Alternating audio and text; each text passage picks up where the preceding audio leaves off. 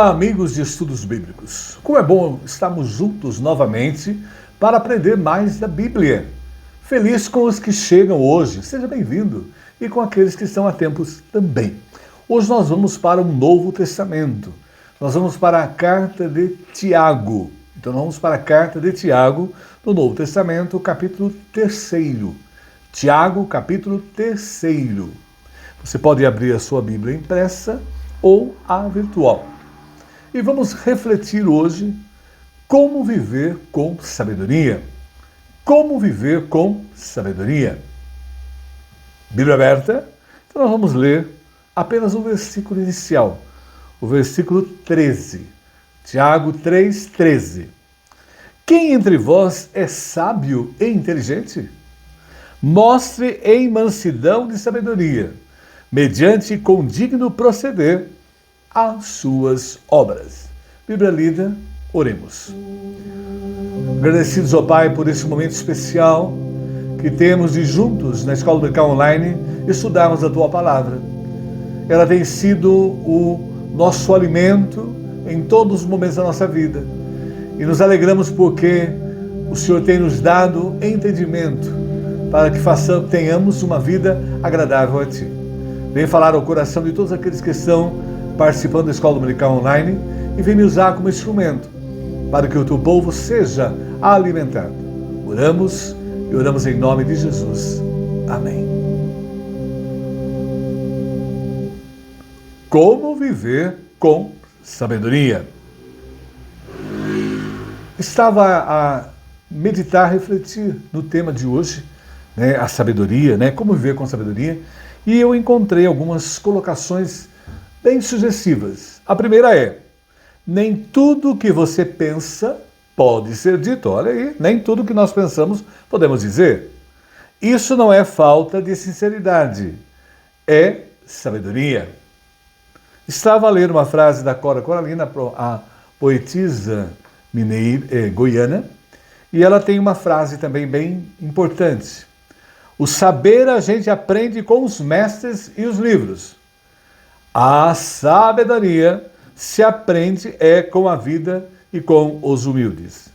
E o psiquiatra, famoso psiquiatra Augusto Cury, em nível nacional e internacional, ele tem também uma colocação bem sugestiva.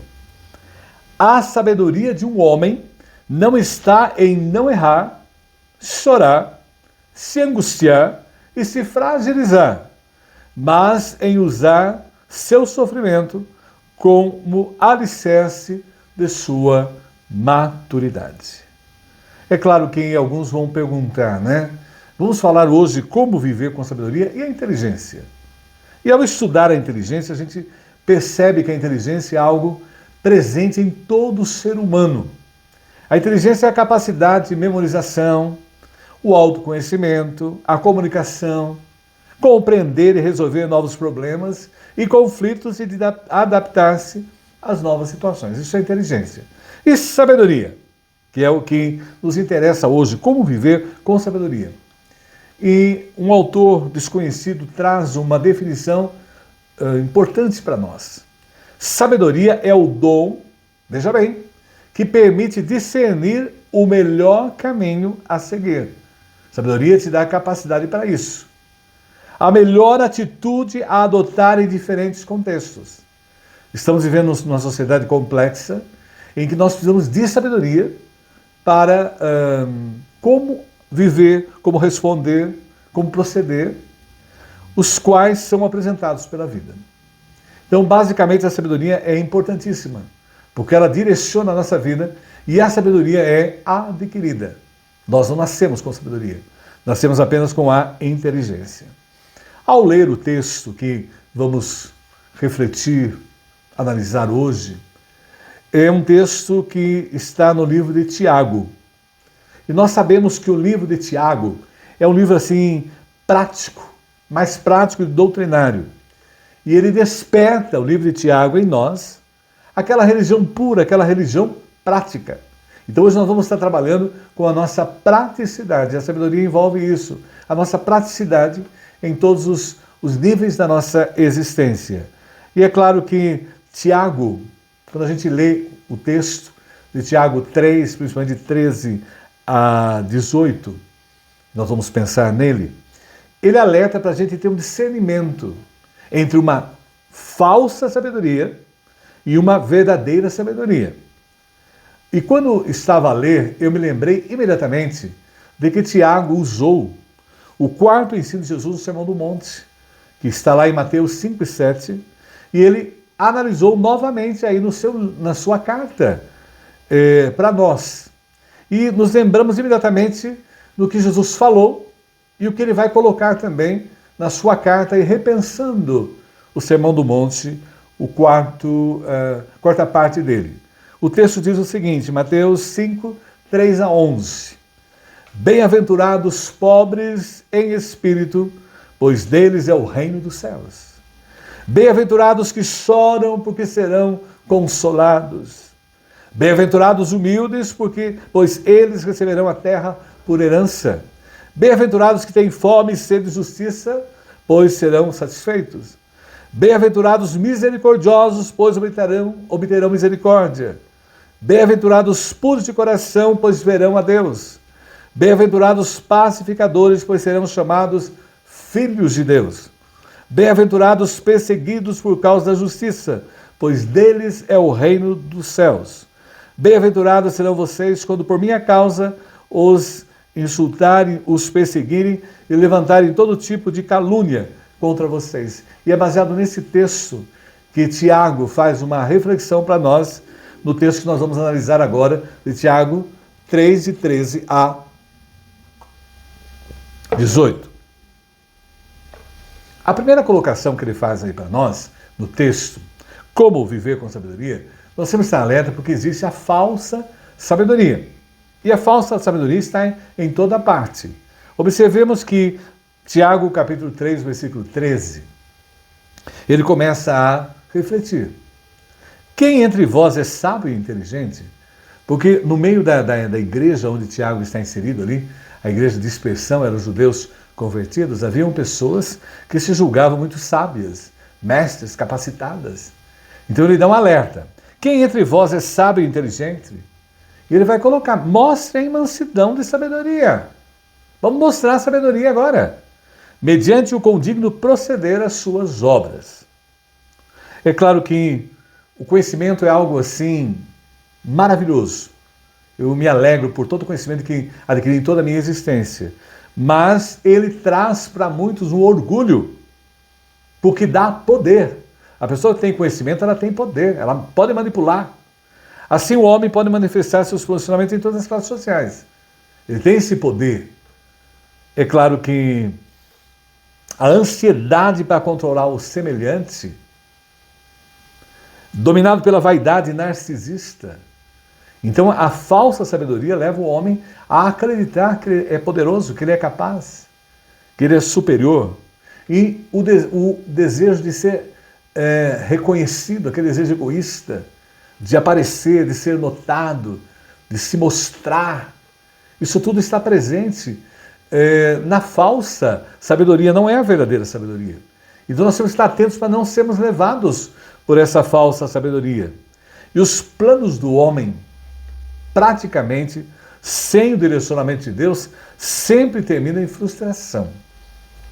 A falsa sabedoria leva o homem a um vazio, a uma frustração, porque a sabedoria só em si mesma, ela não traz realmente satisfação ao ser humano, não traz paz à alma do ser humano, não traz alegria ao coração.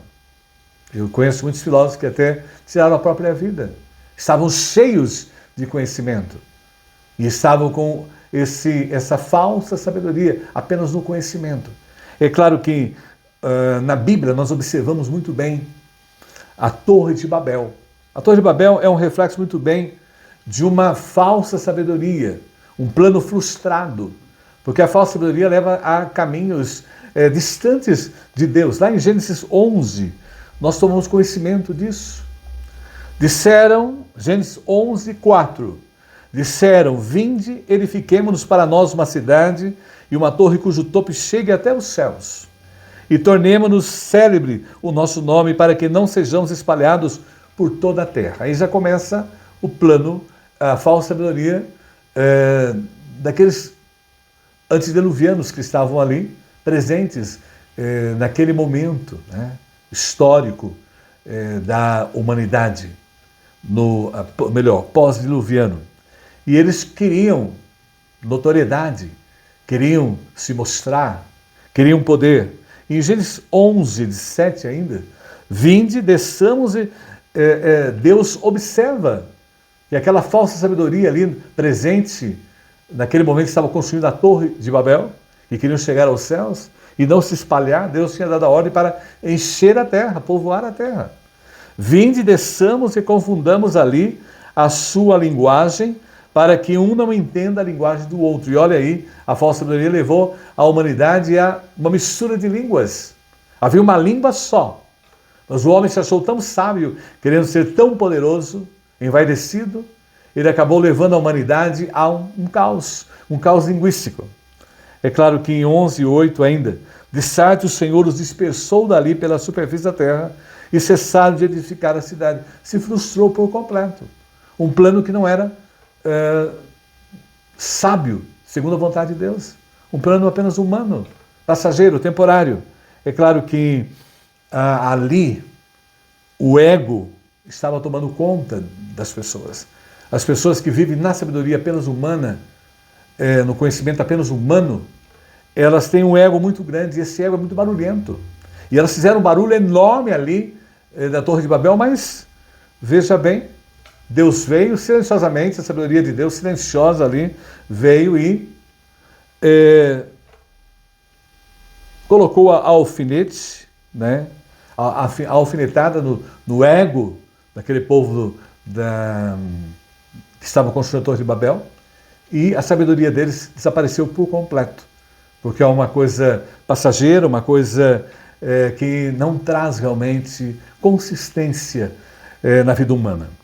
É claro que em Tiago 3,14 ainda, o nosso texto de imitação, pensando em como viver com sabedoria, e a gente começa a perceber que a falsa sabedoria não deve se fazer presente na nossa vida. Ele diz aí, Tiago 3,14, se pelo contrário, tem em vosso coração inveja amargurada, olha aí o adjetivo, inveja amargurada, e sentimento faccioso, nem vos glorieis disso, nem mentais contra a verdade. Porque a falsa sabedoria está vivenciando essa prática, esse procedimento. E olha aí, o primeiro ponto que ele destaca no texto de Tiago 3,14 é arrogância. A falsa sabedoria leva as pessoas a serem arrogantes, se acharem melhores do que as outras e terem uma inveja amarga. E aí quando a gente lê no original, o grego, que foi escrito o texto, inveja é o termo grego zelos. Veja bem, zelos. E tem, junto com ela, o adjetivo picros, que é amarga. Porque a inveja em si deixa a pessoa amargurada. Isso é uma falsa sabedoria, que é o que se vê hoje. A inveja é uma coisa presente em todos os locais, em todas as situações se vê presente. E aí, no caso, uma inveja amargurada da parte deles. É claro que a inveja envolve aquele zelo de interesse. A inveja, essa falsa sabedoria, gera uma fúria de indignação. E o invejoso fica irado sempre pelas vitórias do próximo. O invejoso não quer ver o seu próximo bem-sucedido, ele quer destruir o seu próximo. E é claro que o rei Saul personifica muito bem essa pessoa com essa falsa sabedoria, dominada pela inveja amargurada. O rei Saul, um homem, foi consumido pela inveja em relação ao rei Davi. E é claro que 1 Samuel 18:7 vai mostrando que Saul começou a entrar nessa falsa sabedoria, ser governado por essa fantasia de um ego inflado, a fantasia de aparecer. 1 Samuel 18:7. As mulheres se alegravam e cantando alternadamente diziam: Saul feriu os seus milhares, porém Davi os seus 10 milhares. Aquela música começou a calar no coração do rei Saul, em desenvolvendo aquele espírito invejoso por parte dele. E em 1 Samuel 18:8, então Saul se indignou muito por essas palavras, lhes agradaram em extremo, e disse: 10 milhares deram elas a Davi, e a mim somente milhares? Na verdade, que lhe falta senão o reino? Então essa inveja amargurada começou a dominar o rei Saul. E tristemente, no versículo 18:9, nós observamos: daquele dia em diante, Saul não via Davi com bons olhos. Porque a pessoa que vive nessa falsa sabedoria, nessa ideia de poder, de força, de capacitação, de ser melhor do que o outro, de estar em aparência, não é? É o que acontecia com Saul. E ele já não olhava com os mesmos olhos a Davi. E Saul foi aos poucos destruindo o seu reino e a si mesmo. E a maior vítima da inveja é o próprio invejoso. Por quê? Foi desestruturando emocionalmente ao rei Saul e incapacitando diante de Deus. E a gente sabe que ele teve, quando a gente lê 1 Samuel de 21-31, depois você pode, como lição de casa, ler o fim trágico de Saul, por causa da inveja amargurada, essa falsa sabedoria presente na época de Saul e também nos dias atuais. Veja bem, 1 Samuel 18:10. No dia seguinte, ainda em Saul, um espírito maligno da parte de Deus se apossou de Saul, que teve uma crise de raiva em casa, e Davi, como nos outros dias, dedilhava a harpa, Saul, porém, trazia à mão uma lança. E é claro que 1 Samuel 18:11, que arrojou dizendo: encravarei a Davi na parede. O invejoso é assim, ele quer destruir.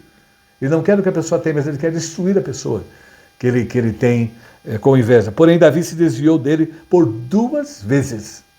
É claro que no Novo Testamento também nós observamos essa falsa sabedoria presente na vida dos discípulos de Jesus. Aí nós vemos no rei Saul no Velho Testamento. E eles começaram a debater entre eles. Quem é o maior entre nós? Isso é falsa sabedoria. Quem é o melhor entre nós? Quem é o destaque entre nós? Isso com os discípulos de Jesus. E observamos isso em Mateus 18:1. Naquela hora aproximaram-se de Jesus os discípulos perguntando: quem é porventura o maior no reino dos céus? Isso é uma falsa sabedoria. Porque a falsa sabedoria, ela é orgulho, ela é arrogante, ela quer aparecer, ela quer destaque. Ela se sente a última bolacha do pacote, leva ao indivíduo a agir dessa forma. É claro que o reverendo Hernandes Dias Lopes fez uma colocação muito pertinente para nós sobre isso, sobre a questão do invejoso. O invejoso não apenas deseja ter como o outro, mas tem tristeza porque não tem o que é do outro. O invejoso é alguém que tem super preocupação com a sua posição, dignidade e direitos. Aí a pessoa está presa a essa falsa sabedoria, esse falso conhecimento, né? É claro que Tiago 3,14 ainda vai mostrando para nós que essa falsa sabedoria leva o homem além de ter uma inveja amargurada, ele coloca: se pelo contrário tendes em vosso coração inveja amargurada, sentimento faccioso, olha aí, nem vos glorieis disso, nem mintais contra a verdade. Começa a desenvolver um sentimento faccioso, que viria a ser isso. Quando a gente vai estudando no original grego, é aquele sentimento ambicioso que o verso 14 traz para nós. É aquela palavra grega eritreia. E o que seria bem isso? Estudando com os estudiosos do tema, intriga por um ofício.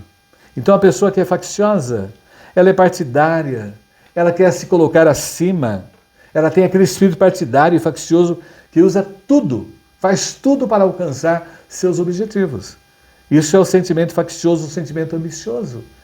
Presente ali naquele período em que Tiago está com a sua igreja, alertando a esse perigo, aos mestres da sua igreja, e ele alertando para nós também, nos dias de hoje, essa questão seríssima.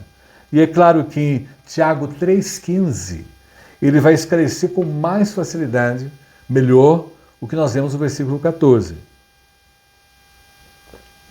Esta não é a sabedoria que desce lá do alto. Isso não é de Deus. Não vem de Deus. Essa sabedoria, essa prática, esse comportamento, essa ação. Antes é terrena, olha a colocação fortíssima.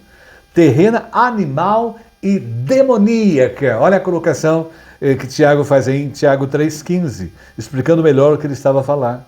E ao estudar a palavra animal aí, no grego, que é a língua original que foi escrito, é psiquicos, que quer dizer não espiritual ou natural. A pessoa não tem espiritualidade nenhuma. Essa sabedoria animal é aquela dirigida pelo espírito humano. A pessoa vive pelos seus desejos, pelos seus anseios. E nós temos visto a humanidade em todos os tempos, a história da humanidade, com pessoas com essa falsa sabedoria, e tem destruído as pessoas que elas se relacionam, às vezes países onde governam, reinos, onde dirigem, e a si próprias. É claro que ainda ele faz uma colocação assim, que chama a nossa atenção, dessa falsa sabedoria. A sabedoria demoníaca, olha como é usada por Tiago. E quando a gente analisa profundamente, é aquela mesma sabedoria que foi usada pela serpente com Adão e Eva, lá em Gênesis 3. Quando a serpente enganou Eva, persuadiu Eva, convenceu Eva com a sua sabedoria que eles não deveriam comer do fruto proibido. E ela com essa sabedoria, a serpente a enganou, a levou a pecar contra Deus e a dar o fruto ao marido, e ambos pecaram contra Deus, levados por essa sabedoria demoníaca que se faz presente nos dias atuais. E o que é isso? Coloca dúvidas na palavra de Deus. Isso é sabedoria demoníaca. A gente vê muita gente, nós falamos de Deus, comentamos sobre o poder dele, a salvação eterna, e muita gente tem essa sabedoria demoníaca, cria situações para atrapalhar as pessoas de terem o conhecimento pleno, conhecer a verdade, viver a verdade, entender a verdade, coloca dúvidas na palavra de Deus. É claro que aí nós observamos, tristemente, foi o que aconteceu com Adão e Eva, ali, levados pela sabedoria apresentada pela serpente, a eles, essa sabedoria demoníaca, leva o ser humano a querer ser independente de Deus. Pode observar. As pessoas não têm tempo para Deus. Há uma colocação que se vê muito aí nas redes sociais. A pessoa quer viver a eternidade com Deus, mas não tem tempo para Ele aqui na Terra. Como que quer viver a eternidade com Deus e não tem tempo para o Deus aqui na Terra? Por quê? As pessoas vivem independentes de Deus. Acordam como os animais irracionais, né? Dormem como os animais racionais, nem se lembram de Deus. E os seus desejos, aí, seriamente, são o centro de toda existência e nada mais. Vive para os seus desejos, para os seus interesses. E esquece de que tem um Deus acima de tudo, e nós temos a quem nós devemos toda a honra, toda a glória, todo o louvor, a quem devemos a nossa vida, a nossa existência. Nós só existimos porque Deus existe. É claro que Tiago 3,16 ainda, pois onde há inveja, observe bem, que é essa falsa sabedoria, esse falso comportamento, essa falsa atitude, esse falso direcionamento de vida, onde há inveja e sentimento faccioso, aí há confusão e toda espécie de coisas ruins. É o que nós temos vivido em nível mundial, em nível nacional. Essas questões seriamente, porque as pessoas estão envolvidas e vivendo e agindo dentro da falsa sabedoria. E elas não aprenderam a viver com a verdadeira sabedoria. Por isso nós vamos agora descobrir como é a verdadeira sabedoria, a qual nós devemos viver nela. Então nós vimos aí como viver com sabedoria. Aprendemos que a falsa sabedoria não nos leva à realização plena, tanto nessa vida quanto com Deus. Agora, a verdadeira sabedoria, o que é? Quando nós vemos agora Tiago 3,17, ele nos diz, coloca o seu povo, da sua época, a sua igreja, e coloca nós também. A sabedoria, porém, lá do alto ou seja, a sabedoria de Deus, primeiramente, pura. Ele vai agora colocando as características, como ele fez com a falsa, ele faz agora com a verdadeira. Pura, depois pacífica, indulgente, tratável, plena de misericórdia e de bons frutos, imparcial, sem fingimento. Então agora ele começa a mostrar o que é um sábio, o que é o verdadeiro sábio. E essa sabedoria vem de Deus. E aí nós começamos a descobrir a sabedoria pura. Não há imoralidades, não tem prazer nos lábios de falar imoralidade, de praticar imoralidade. Não há motivações egoístas, só pensa em si. Não cai naqueles três egos perigosíssimos. O egoísta quer tudo para si. O egotista, o que ele acha, o que ele pensa é o correto. E o egocentrista, ele se considera o centro de tudo. E pecaminosas. Então, a verdadeira sabedoria ela é pura diante de Deus e diante dos homens. Ela estimula realmente as pessoas a ter uma vida de santidade. E isso que é o mais importante. Cada vez mais que nós somos íntimos de Deus, mais Deus vai nos santificando. O Espírito Santo habita em nós e diariamente, ao ler a Bíblia e orar, ele vai nos lavando, vai tirando tudo. Cada vez que nós temos intimidade com Deus, estamos em comunhão com Deus, ele vai tirando tudo que não agrada a ele e vai colocando coisas novas, transformando a nossa vida. E a gente vai também sendo instrumento de Deus para transformar outras vidas, com a sabedoria do alto que ele nos dá. Mas veja bem, ele também nos dá a sabedoria pacífica, que é a verdadeira sabedoria. Além da pura, a pacífica. E a pacífica é falar a verdade. É questão de respeito. Nós vivemos numa sociedade, infelizmente, temos até no Brasil, 1º de abril, dia da mentira. Olha que interessante. Dia da mentira. E com as tecnologias, eu pensava que a vida seria totalmente diferente. E a mentira se fez presente. As fake news, as notícias falsas estão aí presentes. E falar a verdade é uma questão de respeito. Nós vivemos na verdade. O nosso Deus. Jesus Cristo diz que eu sou o caminho. Jesus diz a nós a verdade e a vida. Quer dizer, é a verdade. Deus é verdadeiro. E sempre de maneira educada e com gentileza. E assim nós procuramos ajudar as pessoas. Não com mentiras, mas sempre de maneira educada e gentil. E sempre falando a verdade de uma maneira que, de forma pacífica, a verdade com amor. É claro que aí também ele coloca uma sabedoria do alto, sabedoria que vem de Deus, ela é pura, ela é pacífica, mas ela também é moderada. E ao estudar o grego no original, essa palavra moderada é o grego epiekes, que pode ser traduzido também por indulgente e amável. E observamos nesse contexto que ser bom, a pessoa que é moderada, ela é boa e disposta à submissão. Constantemente ela está submissa à vontade de Deus. E ela não vive como viviam os fariseus, que era aquela religião de cobrar. Religião é horrível, a pessoa, aquele fardo, aquele peso.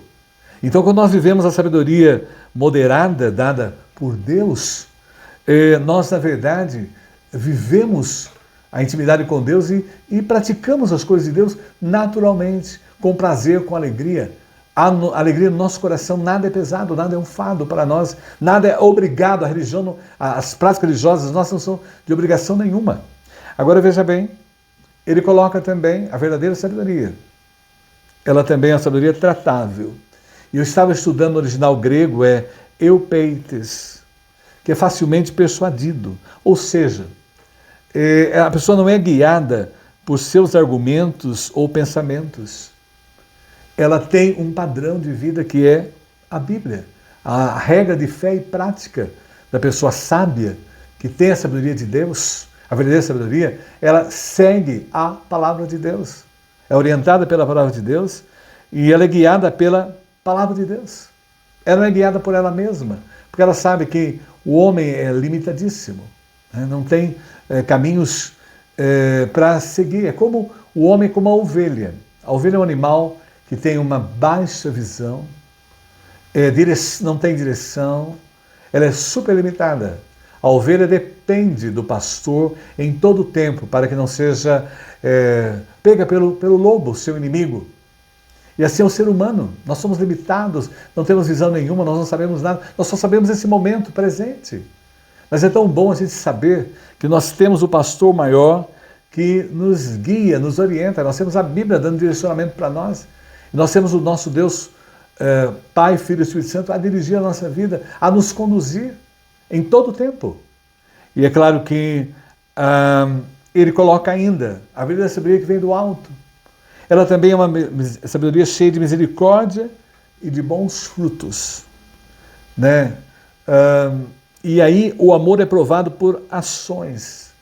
A pessoa que tem a sabedoria do alto, ela tem interesse no seu próximo. Ela ama o seu próximo. Ela quer o bem do seu próximo. Próximo dela não é só sua família, mas todos aqueles que estão ao seu redor. Todos aqueles que Deus coloca no seu caminho são o seu próximo. E ela está interessada no melhor para eles. E o que ela pode fazer, ela faz de melhor para eles. E ela direciona, ela orienta essas pessoas com misericórdia e produz bons frutos. E aí nós temos também uma outra palavrinha que ele coloca da verdadeira sabedoria, que é o grego adiakritos, que é aquela sabedoria imparcial. Ou seja, sem preconceito nenhum. Não tem preconceito nenhum. Ela respeita o outro na acepção de pessoas. Ela não tem, de maneira nenhuma, ela vê a todos de forma igual. Ela, na verdade, cumpre a orientação dada pelo Senhor Jesus, amar a Deus sobre todas as coisas e amar ao próximo como a si mesmo. Então é essa pessoa que vive. E quando a gente lê Tiago, capítulo 2, de 1 a 4, nós percebemos claramente esse ensino. Tiago 2, 1. Meus irmãos, não tenhais a fé em nosso Senhor Jesus Cristo, Senhor da glória, em acepção de pessoas. Não faça, vocês se dizem cristãos, não faça acepção de pessoas. Que essa é a sabedoria imparcial. E Tiago 2,2. Se portanto entrar na vossa sinagoga algum homem com anéis de ouro nos dedos, em trajes de luxo, e entrar também algum pobre andrajoso, então ele compara aí, entrou na sinagoga uma pessoa rica, uma pessoa pobre, olha o que ele orienta. Isso é a sabedoria de Deus. Tiago 2,3. E tratardes com deferência o que tem os trajes de luxo, e disserdes: tu assenta-te aqui em lugar de honra. E disserdes ao pobre: tu fica ali em pé, ou assenta aqui embaixo do estrado dos meus pés. Quer dizer, não existe isso. A sabedoria imparcial, ela não diferencia. Seja um grande empresário, seja um homem da limpeza pública, todos são iguais diante de Deus. E mesmo nas nossas denominações, vive-se juntos, em harmonia. Porque não, é a sabedoria imparcial. E o versículo 4 ainda de Tiago 2. Não fizesse distinção entre vós mesmos e não vos tornasse juízes, tomados de perversos pensamentos. Então, veja bem, né, isso não é sabedoria de Deus. Não é a sabedoria de Deus. E o homem que faz isso, ele está com a falsa sabedoria. Não com a verdadeira sabedoria, mesmo no meio religioso. É claro que ele vai fazer a colocação ainda mais forte ainda, mostrando a sabedoria do alto, mostrando a verdadeira sabedoria e como viver com essa sabedoria. Ele fala sabedoria sem hipocrisia. Porque o comportamento hipócrita é um comportamento de sabedoria sábio. Ele está buscando os seus interesses. Ele está vivendo na sabedoria falsa. Agora veja bem, aí é sem hipocrisia. É anupokritos, que é a palavra grega. Não é uma bondade teatral. Porque deseja agradar a Deus e não os homens. Não vive representando falsamente uma pessoa que não é. Representando um cristão. O problema é que hoje em dia muitas pessoas se dizem cristãs. Mas o seu comportamento mostra o contrário. Né? Mostra totalmente que ela não tem a sabedoria de Deus na sua vida. Então ela não representa, porque o mais importante a ela é agradar a Deus e não aos homens. É claro que Mateus 6,16 ainda nos diz: quando jejuardes, não vos mostreis contristados como os hipócritas, porque desfiguram o rosto com o fim de parecer aos homens que jejuam. Em verdade vos digo que eles já receberam a recompensa. Deus não se agrada de pessoas que vivem a sabedoria hipócrita. E ainda o versículo 16, ou melhor, Quando jejuardes, não vos vocês consistosos como os hipócritas. Em verdade vos digo que já receberam a recompensa. Já havia lido. Então, basicamente, a verdadeira sabedoria, Tiago nos exorta, nos orienta, e nessa parte da mensagem gostaria de lembrar algo importante que a Bíblia coloca para nós. E Tiago também. Peça sabedoria a Deus, que é o dono do saber. Nós estamos vivendo momentos difíceis na atualidade, em que estão surgindo questões super difíceis de responder. Há relacionamentos, situações em que a gente não sabe como resolver. Então nós temos que pedir a orientação de Deus. Eu tenho orado muito para que Deus me dê sabedoria, para eu poder auxiliar as pessoas que pedem ajuda com situações altamente complexas. E a gente vê aqui na Bíblia, Tiago 1, 5 a 8, nos orientando. Se algum de vocês tem falta de sabedoria, peça a Deus que a todos lá livremente, de boa vontade, lhe será concedida. Então, veja aí a orientação a nós. Peça, porém, com fé, sem duvidar, pois aquele que duvida é semelhante à onda do mar, levada e agitada pelo vento. Não pense, tal homem que receberá coisa alguma do Senhor. É alguém que tem em mente dividida e é instável em tudo o que faz. É claro que, quando pensa-se em pedir sabedoria, imediatamente a gente vai para o Velho Testamento. Nós vamos para o rei Salomão. O rei Salomão pediu a Deus, no diálogo que teve para com Deus ali em sonho, ele pediu a Deus. Deus ofereceu tudo a ele. O que ele queria? Ele pediu sabedoria. 2 Crônicas 1:7. Naquela mesma noite apareceu Deus a Salomão e lhe disse: pede-me o que queres que eu te dê. Olha o privilégio desse homem, do rei Salomão. 2 Crônicas 1:10. Dá-me, pois, agora sabedoria e conhecimento. Olha a atitude sábia do rei. Para que eu saiba conduzir-me à testa desse povo. Pois quem poderia julgar a esse grande povo? Ele pensou.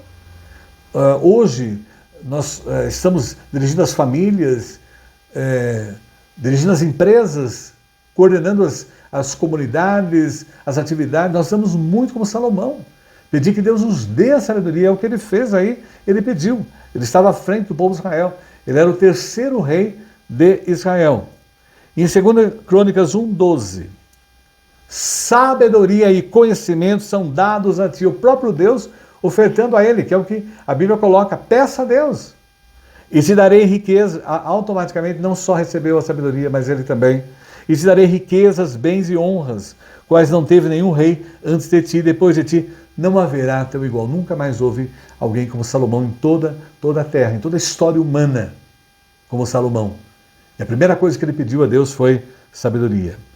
E a gente percebe muito bem, nos chama a atenção, essa sabedoria quando o rei Salomão, ele vai julgar duas mulheres.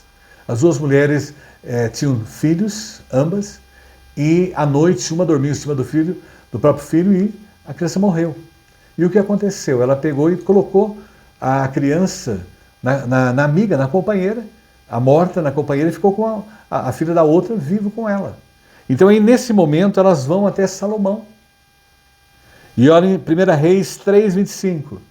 Disse o rei, depois de terem colocado a questão do rei, as duas, disse o rei: dividi em duas partes o menino vivo e dai metade a uma e metade a outra. Olha que interessante, isso é sabedoria dada por Deus.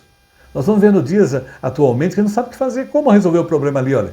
Ele não tinha DNA, não tinha como fazer ali resolver a questão. E Deus deu sabedoria ao rei Salomão ali naquele momento.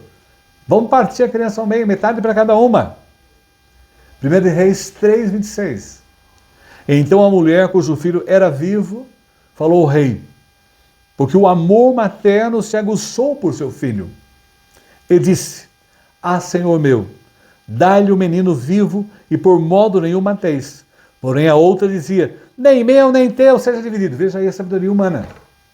E aí há o toque no coração da mãe, e ele pôde, com a sabedoria do alto, solucionar a questão, e a mãe verdadeira pôde ficar com o seu filho. 1 Reis 3:27. Então respondeu o rei: dai a primeiro o menino vivo, não o mateis, porque esta é a sua mãe. É isso que Deus dá para nós, sabedoria. Por isso nós todos os dias estamos de oração, lendo a Bíblia. A Bíblia, Deus fala conosco por ela. E a oração, nós falamos com Deus. Aí Salomão recebeu de Deus a sabedoria para solucionar a questão. E é o mesmo que está acontecendo hoje. Você deve estar vivendo situações complexas, não sabe o que fazer, problemas com o marido, com os filhos, com o trabalho, enfim, os mais variados. Veja que Deus deu a Salomão e ele pode dar a nós também nessa questão a sabedoria. Observe que em 1 de Reis 3:28, todo Israel ouviu a sentença que o rei havia proferido e todos tiveram profundo respeito ao rei. Veja aí, porque viram que havia nele a sabedoria de Deus para fazer justiça. Principalmente nos dias atuais, em que os nossos juízes têm que pedir muito a Deus a sabedoria, porque Deus há de cobrar toda a injustiça feita pela humanidade. Nós temos um outro exemplo que eu gostaria de citar aqui também, de pedir sabedoria. São duas personagens que me chamam muita atenção na palavra de Deus. Depois é Daniel. Daniel pede aos companheiros para pedir a Deus sabedoria, para decifrar os sonhos de Nabucodonosor. Eles estão já exilados ali na Babilônia, o rei tem um sonho, e ninguém consegue decifrar o sonho, e o rei manda matar todos os magos, todos os sábios, e é claro, Daniel e seus companheiros, Sadraque, Mesaque e Abednego, que estavam lá, e seriam mortos. E o que aconteceu? Daniel pede, vamos lá, vamos pedir a Deus sabedoria, para que a gente decifre o sonho do rei. Olha Daniel 2,17. Então Daniel foi para casa e fez saber o caso a Ananias, Misael e Azarias, seus companheiros. Olha aí. O 18. Para que pedisse misericórdia ao Deus do céu sobre esse mistério, a fim de que Daniel e seus companheiros não perecessem com o resto dos sábios da Babilônia. Todos os sábios seriam mortos na Babilônia. Daniel 2,19. Então foi revelado o mistério a Daniel numa visão de noite. E Daniel bendisse o Deus do céu. Peça a Deus, por favor, os dias são maus, são difíceis. Não está fácil viver atualmente, porque cada vez mais as pessoas estão com a falsa sabedoria e criando situações cada vez mais complexas. Para nós precisamos dar de Deus para enfrentar essa falsa sabedoria e auxiliar as pessoas a terem uma intimidade, a conhecerem o poder de Deus e a morar conosco no céu, na eternidade. E Daniel então revela o sonho. Deus revelou o mistério, o sonho de Nabucodonosor. Vai lá procurar, se você quer saber mais, aí, lição de casa, vai lá, o livro de Daniel é lindíssimo, é pequenininho, dá uma lida lá e veja mais sobre esse momento. Então Daniel 2,20 ainda traz, disse Daniel, seja bendito o nome de Deus, de eternidade a eternidade, porque dele é a sabedoria e o poder. Então, como viver com a sabedoria? A gente vê aí, a falsa, nada nessa vida. É a verdadeira. E essa verdadeira que deu sustentáculo aí, Daniel colocando para nós. Porque a sabedoria e o poder de eternidade a eternidade vem do alto, vem de Deus. Ora, lá em Tiago 3,16, finalizando. Ora, a justiça é a colheita produzida por aqueles que semeiam a paz. Aí é uma tradução da Bíblia inglesa. É uma tradução feita do inglês, para ficar bem claro aí para nós, né, a King James. É a tradução da King James aí para nós. Ora, a justiça é a colheita produzida por aqueles que semeiam a paz. E aqueles que têm a sabedoria em Deus, eles estão a semear a paz, a ver em paz e a transformar vidas por completo, que é o que nós vivemos no momento presente. Precisamos de homens e mulheres sábias para auxiliar os municípios, os estados, a federação e o mundo, a como viver segundo os propósitos de Deus e andar segundo os seus preceitos. É claro que a língua, ela tem um poder destruidor. E aí eu acho importantíssimo se refletir, se pensar. E a falsa sabedoria não pode contê-la. Então nós temos que tomar muito cuidado com a nossa língua, ela é terrível. Tiago já alerta isso. Depois dá uma lidinha lá em Tiago, você vai ver isso. Ele enfatiza também. Apenas a verdadeira sabedoria, caracterizada pela humildade. O sábio realmente, de fato, de Deus, do alto, é humilde, misericordioso, vive na justiça e semeia a paz, é um pacificador. É claro, concluindo, como viver com a sabedoria? Com sabedoria, né? Nada da falsa, cuidado com ela. Ela está aí presente em todo lugar. Mas procura-se o quê? Concluindo, pessoa sábia com as seguintes características: que nós possamos realmente sermos maduros, prudentes, moderados, não dado excesso e exageros, com discernimento dado por Deus, respeito pelos outros e temor a Deus. E quando a gente conclui o livro de Eclesiastes, é o livro mais filosófico da Bíblia. Se você nunca leu Eclesiastes, leia. Aí é escrito por Salomão, o homem mais sábio. E o que chama a atenção no livro de Eclesiastes é que o prefácio do livro, normalmente o prefácio de um livro, ele vem no início. E o prefácio do livro de Eclesiastes vem no fim. São os 2 últimos versículos. E eu escolhi apenas o versículo 13. Depois eu quero que você leia o 14. De tudo que se tem ouvido, a suma é: teme a Deus, o temor a Deus, o respeito a Deus, e guarda os seus mandamentos, porque isso é verdadeira sabedoria, porque isso é dever de todo homem. E é isso que dá realmente felicidade e alegria ao homem e sustentação a ele para cumprir os propósitos de Deus. Nós que já temos Jesus como Senhor e Salvador das nossas vidas, o Espírito Santo já é o selo, já mora em nós, já temos o nome escrito no livro da vida, e a partir de agora nós vivemos nessa sabedoria. E é nesse propósito, nesse plano que Deus nos coloca para que a gente tenha essa vida seguindo a sabedoria do alto, para que possamos sermos instrumentos de Deus nessa vida e vivemos com Ele na eternidade. Que Deus nos abençoe. Amém.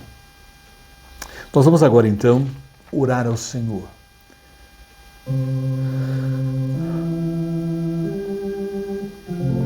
Gratos, ó Pai, por este momento tão especial de comunhão com a Tua Palavra, e temos aprendido a importância da verdadeira sabedoria, a sabedoria do alto. A sabedoria vem de Deus. Nos encha dela, nos capacita, para que possamos ser os instrumentos Teus, a levá-la às pessoas que estão a viver na falsa sabedoria e vivendo uma vida infeliz, longe do Senhor. E nos alegramos porque o Senhor tem nos dado diariamente, através da Tua Palavra, a sabedoria, e nós temos mantido a intimidade com o Senhor através da oração. E queremos, ó Pai, agradecer, porque essa semana as mulheres que oram tiveram 2 delas se alegrando com mais um ano de vida. A irmã Nilza Berbet e a nossa irmã Maria Odete, Senhor. Agradecemos por elas, cuida delas, dirige seus passos, que sejam vidas úteis nas suas mãos, para que possam transformar outras vidas através delas. Colocamos, ó Pai, também a nossa gratidão pela Eunice, lá de Santa Cruz do Rio Pardo, que está integrando ao grupo Mulheres que Oram. Cuida dela, Senhor, dos seus caminhos e a usa poderosamente. Nos lembramos, ó Pai, da gratidão a Ti pela vida da Adriana Gobato. Oramos para que o Senhor abrisse a porta para a cirurgia e ela pôde fazer essa semana e agora está em recuperação. Cuida dela, Senhor. E também agradecemos muito pela melhora do seu Valdemar Liseu dos Santos, Senhor. E está começando a andar novamente após a sua queda, Senhor. Guarda, proteja e abençoe com ele toda a sua família. Nos lembramos, ó Pai, das pessoas que perderam seus entes queridos, famílias enlutadas. Estamos agora, ó Pai, a interceder pela vida, Senhor, da família da Shirley, que partiu ontem para a eternidade. Cuida deles, conforta os seus corações. Nos lembramos, ó Pai, que no dia anterior também, a família do Djalma, lá em Tatuí, também Djalma foi morar contigo. Cuida, guarda, abençoa a Márcia, sua esposa, e os seus filhos, Senhor, a Silvia e o João Mário. E seja, ó Pai, também continua acompanhando a Arlete, a Duda e a mãe do Jean, que viveram aquele triste momento de perderem seus filhos e o esposo. Guarda cada uma delas, Senhor. E seja, ó Pai, também com aquelas famílias lá no Texas, Senhor, aquela catástrofe da natureza ali naquele momento. Quantas vidas partiram e estão sofrendo, que o Senhor os conforte, os fortaleça. Não esquecemos, ó Pai, ainda daquelas famílias que ali naquele balão ali em Santa Catarina, aquelas 8 vítimas. Seja com as famílias dessas 8 vítimas, confortando, consolando os seus corações. E não esquecemos, ó Pai, da Lucelena. Sabemos, ó Pai, que o Marcelo já está em glória contigo, ó Pai, Bragantini, e agora cuida dela, guarda, ampare. Seja, ó Pai, também com a Yara, a esposa do Valt, toda a sua família, dando conforto a eles. E não esquecemos, ó Pai, da nossa grande amiga Sandra Citrone, lá de Tietê. Conforta o coração do seu esposo, João, e dos seus filhos Guilherme, Senhor, e Gabriel. Esteja acompanhando e toda a família deles, Senhor. Os ampare e os protejas. Colocamos, ó Pai, a nossa missionária Licioni, mulher que ora e seu esposo, que estão passando por problemas físicos, que o Senhor os fortaleça, dá a eles, Senhor, a cura física. Nos alegramos porque eles já têm a cura espiritual, que o Senhor os auxilie a passar por esse vale, o Senhor é o médico dos médicos, os recupere. E seja, ó Pai, com o pastor Eduardo, que está lá em Curitiba, que internou-se para tratamento, seja cuidando dele, abençoando o tratamento ali no hospital em Curitiba, Senhor, e seja acompanhando a sua esposa Helena e seus filhos. E seja, ó Pai, com o Eduardo Taquinaca, no combate ao câncer, o Sidney, tanto de Tietê quanto de Apiaí, no combate ao câncer. Guarda as vidas, Senhor, as recupere, abençoe o tratamento. E seja com o Gardenal também, o seu Hélio, a esposa Carmo, toda a família os acompanhe. O Reginaldo Muzin também, no seu tratamento. Seja, ó Pai, com a Maria Pilon, dando a ela toda a sabedoria para acompanhar a sua vida e a sua família. Guarda, Senhor, a dona Zenaide também, dona Zenaide, filha do seu Gastão. Ela teve uma queda e esteja cuidando do seu tratamento, recuperando a sua saúde, a fortalecendo, juntamente com ela toda a família. Guarda, Senhor, também a Simone, a caçula, filho do seu Janguito, Senhor, cuida dela, direciona os seus passos, a sustente, ó Pai, fisicamente e espiritualmente. Guarda, Senhor, o Alexandre também no combate ao câncer, o recupera. Tem misericórdia, ó Pai, do nosso país, Brasil. O Senhor sabe os problemas que estamos vivendo. O Senhor sabe como resolver os problemas do país. Desenvolva, ó Pai, no país o amor de Cristo. Que o amor de Cristo reine nesse país, porque é o único que pode trazer a paz no Brasil. Sem Jesus, não haverá paz nesse país. Que o povo de Deus esteja a orar, a clamar e a pedir pela conversão do Brasil, a fim de que os problemas todos do Brasil sejam resolvidos. Que o problema do Brasil não é econômico, o problema do Brasil é espiritual. E seja, ó Pai, acompanhando a Peti, o Elcio, o Felipe e o Tiago, cuidando dessa família, Senhor, guardando, amparando, protegendo, os dirigindo. E guarda, Senhor, as mulheres que oram. Cuida de cada uma delas e que elas continuem com essa dedicação, com esse amor e continuem as usando para levar o amor de Deus àqueles que ainda não o conhecem. Pensamos, ó Pai, por esse momento de comunhão, por essa hora, nos abençoe. E seja, ó Pai, com todas as pessoas que participam da Escola Dominical Online. Nós não sabemos os problemas de cada um, o Senhor sabe, esteja dando solução. Mas os conserve sempre com esse coração grato a Ti, porque o Senhor é a nossa força, o Senhor é a nossa segurança, e nós confiamos e descansamos no Senhor e nos dê a Tua sabedoria para vivermos a verdadeira aqui nessa vida e um dia desfrutarmos contigo no céu dela plena. Oramos e oramos em nome de Jesus. Amém. Que Deus os abençoe. Amém. Vamos cantar.